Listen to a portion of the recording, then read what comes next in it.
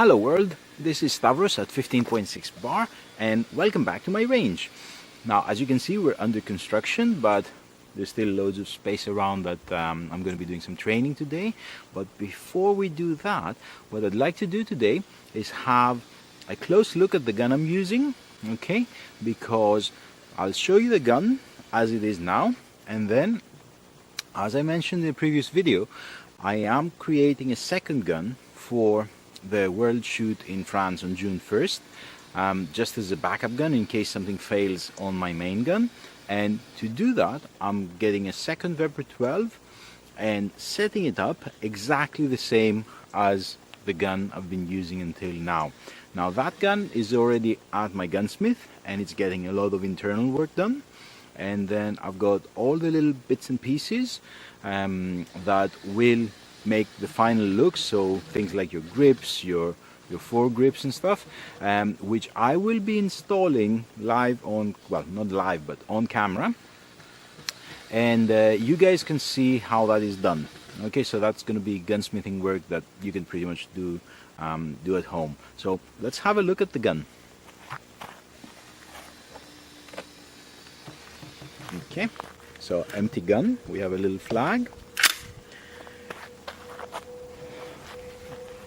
Now, as we mentioned, it is a Vepr 12. So this is basically a beefed up AK-47 that is shooting 12 gauge shot cells. Now, in order, as this thing comes out of the factory, it looks quite menacing. It's like a very chunky AK-47, and a lot of people just love the looks of it, and they think that, you know, it's an amazing performer, and generally it's a good gun as it comes out of the factory. But in order to compete with it, there is a few things that we adapt in order to make it run better, run smoother, less recoil, be more efficient. So let's have a look at what I've done.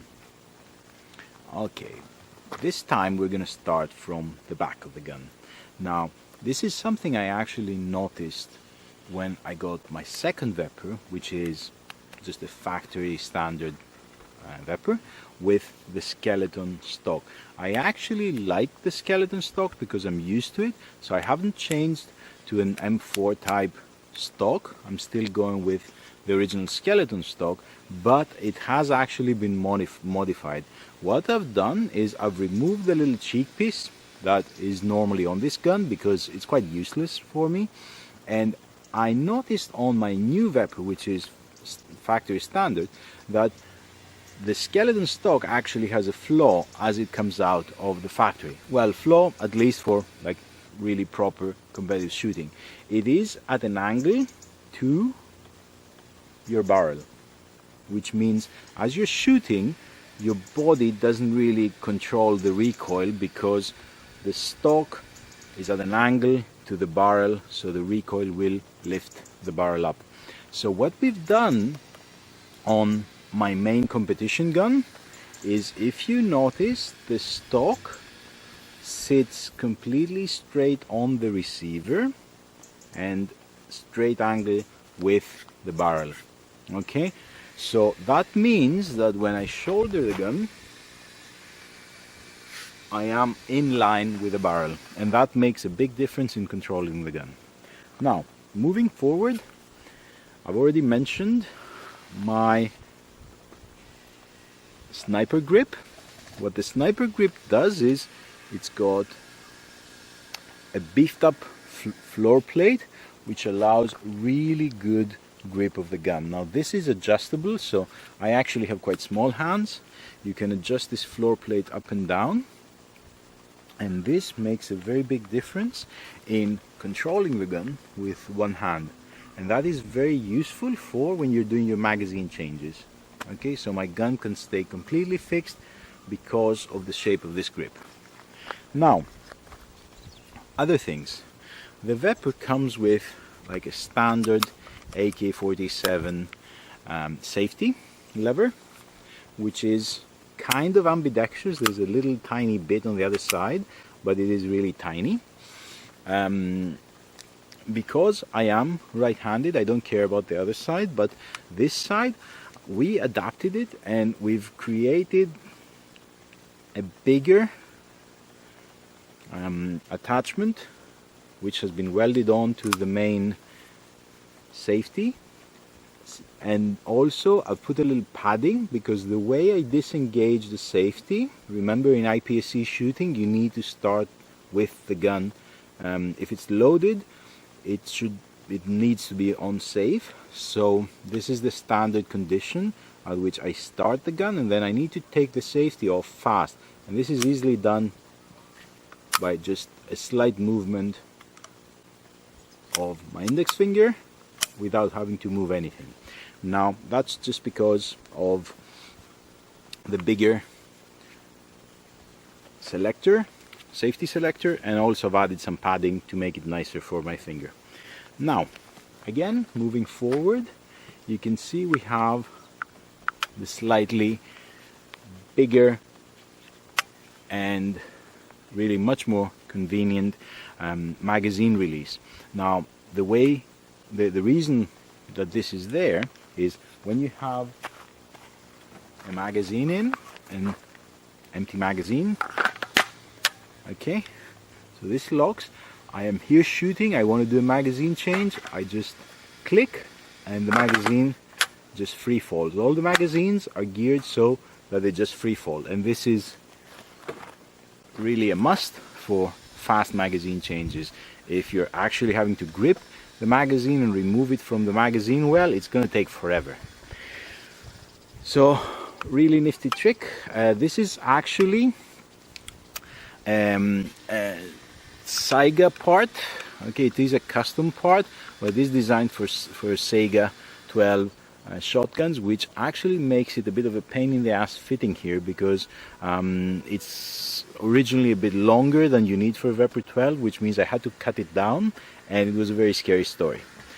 Other thing, I've already shown you my flared out magazine well.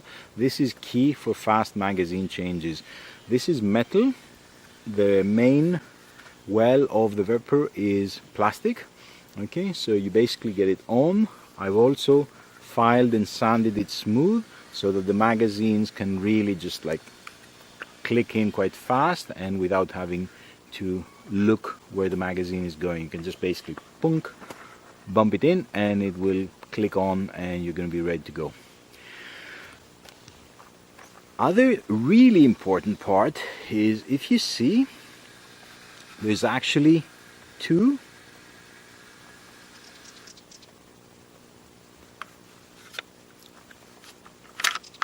bolt handles. There's the original one, which is the standard AK bolt handle, and then there's another one on the left hand side. Now again, this is a must for a competition gun because the original AK-47 bolt handle is on the wrong side. Okay, it requires you to let go of the grip to operate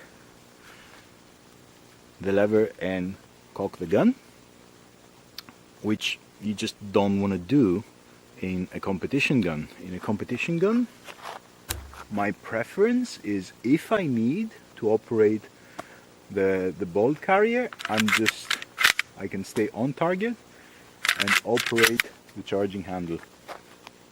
Now this is a part that's actually gunsmith in, and we're getting it on the second gun as well. It requires having to create a cutout, so this modification you need a gunsmith for. Moving forward again, my absolute favorite, we have this carbon fiber foregrip for my Vepr. Now what this allows is a much longer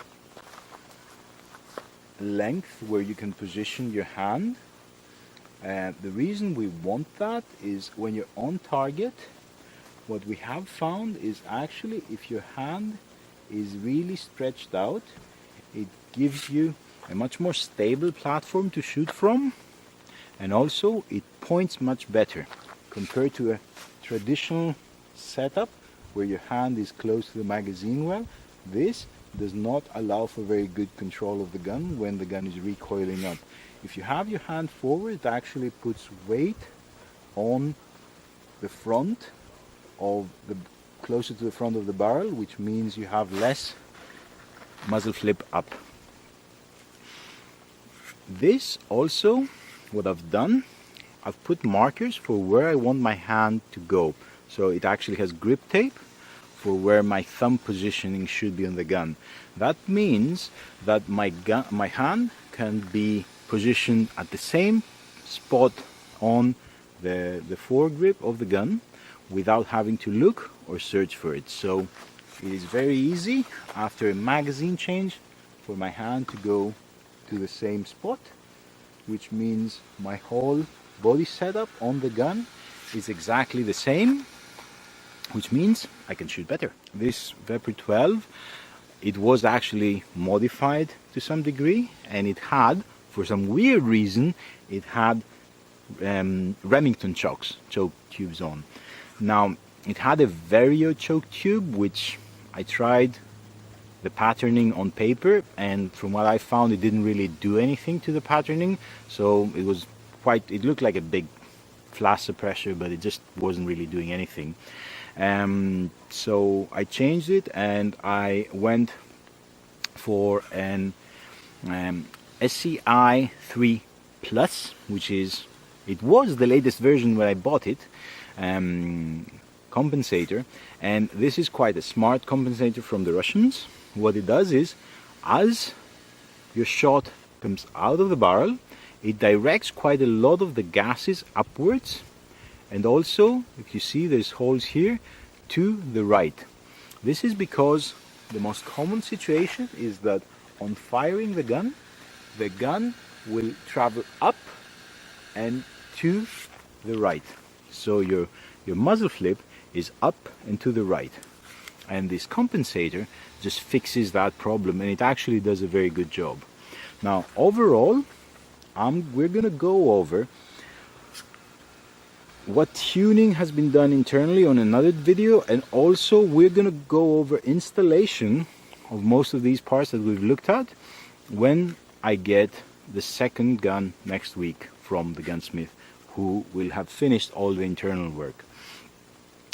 Now, this gun is actually rigged so it can shoot anything from 7/8 of an ounce or 24-gram shot cells, which you normally don't do for IPSC competition shooting, just because there's not enough power to knock down the metal plate targets. Okay, so my normal load is a 1 ounce or 28-gram load, but lately I have been going for a 30-gram load, which I don't really know what it is in ounces. It is like 1 1/16 or something of an ounce, because you have slightly slower projectiles, slightly slower pellets, but a lot more of them, so you have more weight going down range to your metal plates, which for IPSC is great because it actually gives my gun less recoil. So that is a more detailed look of my competition gun, the Vepr 12. And as I said, next week we are going to be going over installing parts on what is almost a stock standard Vepr 12 and getting it to a configuration like this for competitions. And we're going to be, of course, shooting more of it. So, thank you guys. Thanks for watching. I hope there was some good information for you. If you like this video, please subscribe to the channel, click like, keep coming back, and I am going to be creating more and more of these videos. Thank you, and stay tuned.